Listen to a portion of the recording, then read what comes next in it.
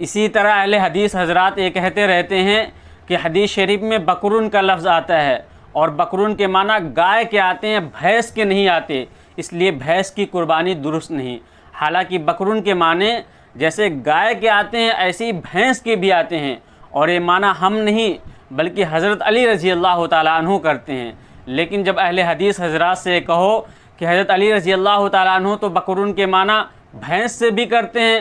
تو یہ حضرات کیا کہتے ہیں کہ ہم نے اللہ اور اس کے رسول کا کلمہ پڑھا ہے، ہم نے حضرت علی رضی اللہ تعالیٰ عنہ کا کلمہ نہیں پڑھا ہے۔ ایسا لگتا ہے جیسے حضرت علی رضی اللہ تعالیٰ عنہ نے حامان اور قارون کا کلمہ پڑھا ہو، جو حضرت علی رضی اللہ تعالیٰ عنہ بکرن کے معنی سمجھ نہ پائے، حالانکہ وہ صحابی رسول ہیں اور یہ 1400 صدی کے بعد کی پیداوار، یہ بکرن کے معنی کو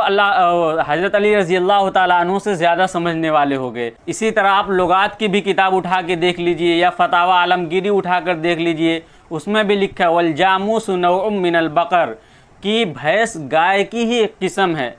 اسی طرح اہل حدیث حضرات کہتے رہتے ہیں کہ چونکہ عرب میں نہیں پایا جاتا ہے اس لیے اس کی قربانی درست نہیں ہونی چاہیے۔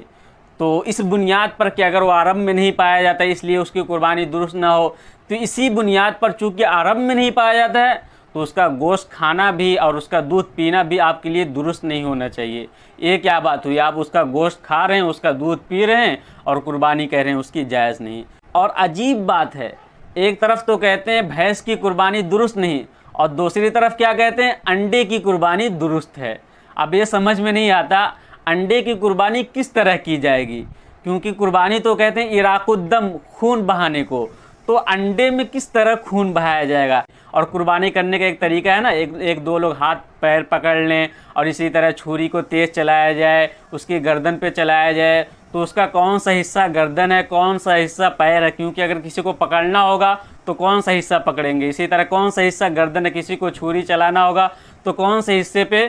چھری چلائیں گا، اور اسی طرح قربانی کے 3 حصے ہوتے ہیں تو کتنے حصے کیے جائے، کیسے تقسیم کیا جائے، یہ سب میرے ان سے سوالات ہیں، کس طرح کیا جائے آپ ذرا بتلا دیں، آپ کی مہربانی ہوگی، کیونکہ اگر کوئی بیچارہ غریب انڈے کی قربانی کرنا چاہے تو کس طرح کرے گا۔